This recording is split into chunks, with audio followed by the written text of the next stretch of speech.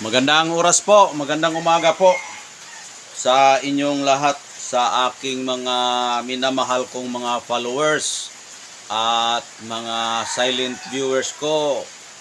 Hanggang ngayon, nagsuporta pa rin kayo sa akin at maraming salamat po. Ako po ngayon ay mayroon pong ipapakita sa inyong mutya o bato na galing sa kalikasan. Itong batong ito, ngayon ko lang ito nakuha. Dahil ngayon ay bagyo, lumalabas po yung mga mutya na galing sa mga kalikasan. Dahil kapag tag-ulan po ay lumalabas po yan. Mas lalo na kapag Friday, lalabas po yan. Kaya meron akong ipapakita sa inyo mga mutya na aking nakuha sa araw po ngayon. At kakaibang bato po siya. Mayroon po talaga siyang power. Ayan o. Ayan. Meron siyang power na kakaiba. Ayan po yung likod niya. Ayan. Ayusin natin para makiklaro nyo talaga. Oh. Yan likod niya. Ito yung atubangan niya. Oh. Yan. Para siyang may balahibo. Bato na may balahibo. Ayan o, parang pakpak ang nakatatak sa bato. Ayan. Parang pakpak. Ayan o. Yung mga group niya, yung mga hugis-hugis niya, mayroong ito o, ay pakpak. Nakuha ko ito dyan sa puno ng kayomito. Star apple ko sa English, yan. Napakaganda pong bato niyan. O mutya. Ang gamit po nito ay maaari itong gamitin sa paglalakbay, paglalakad, pang travel. Kung ikaw ay traveler, pwede itong magamit. Pwede itong magamit kahit saan ka magpunta. Iwas disgrasya ito dahil pakpak po ang nakasign sa kanyang bato. Mutya po ito ng pakpak. Kapag makita ka ng sign ganito, pakpak po yan, ay may birtud yan. Iyang puno niya, oh. Yan yung niya. Kung baga, yan ang juwin niya, juwin. Yan. Ayan po yung mutya ng pakpak. Grabe ngayon ang ulan, ang lakas ng ulan dito sa amin. Ngayon lang, naghinahina konti. Yan, tingnan nyo, oh. Ayan. Tumutulo pa nga dito sa aming Balisbisan, no? May bagyo na kasi ngayon. May bagyo. Ngayon lang araw na dumating yung bagyo. Kaya inaabangan ko talaga yung mga mutya na lumalabas. Mas lalo na kapag Friday, yung panaginip ko ay aking inaabangan yan. Ayan po yung aking mutya na pinapakita sa araw ng Friday ngayon na mutya sa pakpak na may balahibo na bato. Ayan. Ang nakakaalam po nito, yung mataas ang kaalaman sa espiritual na mutya o bato. Ang nakakaalam po nito. Kung ako lang ang pwedeng mag-explain kung ano yung ibig sabihin sa mutya na may pakpak na balahibo na dumikit sa bato. Para sa akin, yung pakpak ay panggamit yan, palipad. Dahil pakpak, yan ang gamit palipad. Yung pangpalipad kasi maraming magamit. Pwede gamitin yan sa palipad hangin, proteksyon yan, palipad hangin, tagilpo. Lahat ng mga tagilpo, barang daot, palipad hangin yan lahat na ginagamit. Kaya ito ay maaari itong gamitin nating proteksyon. Tapos, kung ikaw ay may pakpak, ikaw yun ang katawan ng pakpak. Kaya ikaw ang mismo mag-iwas sa mga paparating na sakuna na pinapalipad. At pwede rin itong pang travel. Kung halimbawa ikaw ay magpunta sa ibang bansa o ibang lugar na sumasakay ka ng eroplano, maaari din itong maproteksyon sa iyo. Kung halimbawa bumagsak po yung eroplano, maaring ikaw ay makalipad. Kung nakakita na kayo na mayro pong na disgrasya na eroplano, tapos may naka-survive pa. May mga mutya yan na dinadala.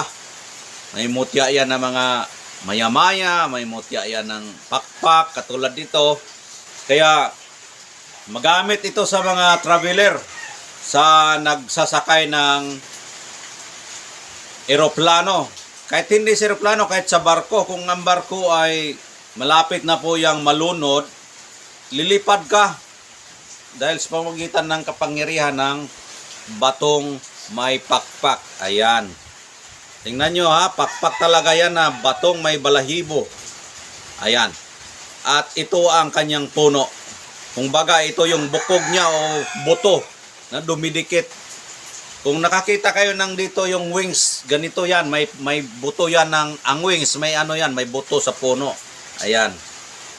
Kaya napakalaki po ang trabaho sa ating mutya ng pakpak na may bato na pakpak.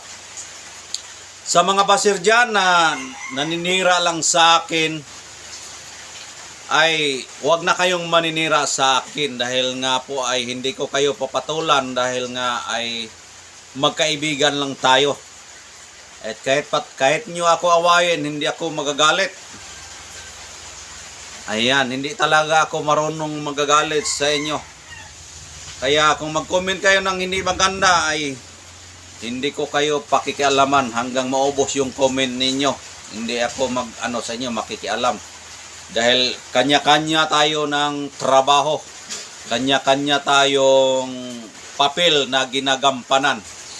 Kaya ipagpatuloy ninyo yung paninira sa akin, okay lang sa akin. At ipagpapatuloy ko rin ang sa akin. Dahil iba-iba tayo ng linyada sa buhay. Kaya itong sa akin ay tunay na antingero, tunay na magmumutya, tunay na naniniwala sa birtud na mutya na galing sa kalikasan. Kaya ito'y aking isabuhay at panghabang buhay. Kaya sa naninira sa akin yan sa Reels at sa Facebook, okay lang yon. Ang importante, hindi ako sinaktan. Kung sa bibig lang, hanggang bibig lang kayo. Normal na siguro yun sa taong hindi nakakaalam kung ano po yun ang mutya na ibig sabihin. Ayan, lahat po kasing mga gamit ay pwede nating magamit depende sa paggamit. Ayan.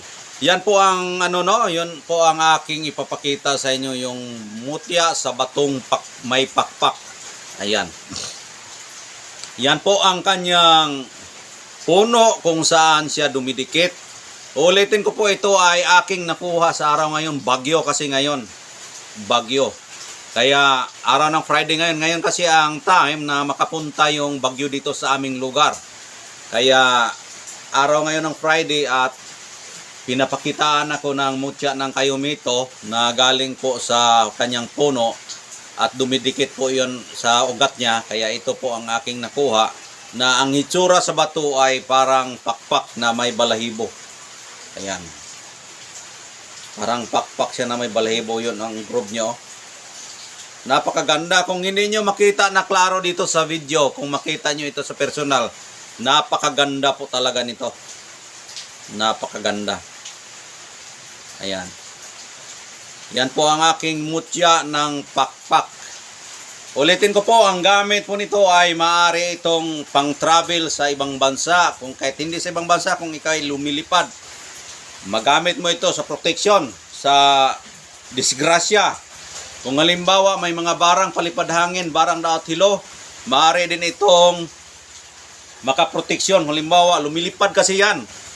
Walang taong nanakit sa iyo, pero bakit ka natablan ng mga sakit? Dahil mayroong pinapalipad sa iyo yung mga barang daot hilo. Ayan, lumilipad. Dumadaan po yan sa hangin. Dumadaan sa hangin yan. Kapag mayroon ka nito, itong espiritu niya, yan ang magproteksyon sa iyo. Kung baga ikaw ang ulo, ito ang pakpak na ginagamit mong maglipad.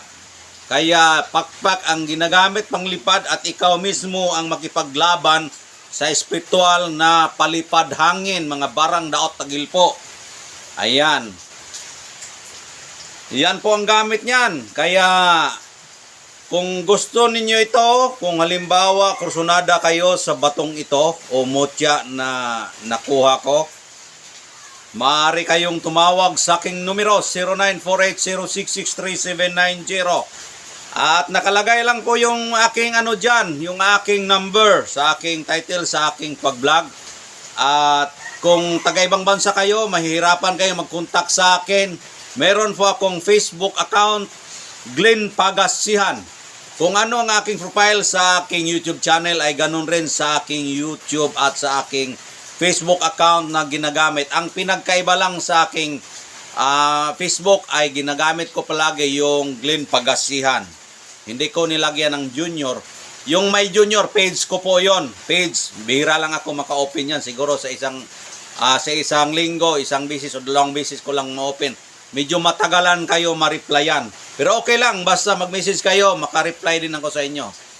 Ayan po ang aking mga mutya ng pakpak na galing po sa mutya ng Kaimito. Ayan po, maraming salamat. Sana magustuhan nyo yung aking video. At shout out sa aking mga followers. Hanggang ngayon, nandyan pa kayo at walang sawang nakatangkilig sa pagtingin sa aking channel. At ang aking mga silent viewers, andito pa rin kayo, nanatiling nagsubaybay sa aking Facebook Reels at sa aking YouTube channel. Pasensya na po kayo kung medyo matagalan ko makapag-send ng video dahil nga naghahanap pa po tayo ng maraming mutya.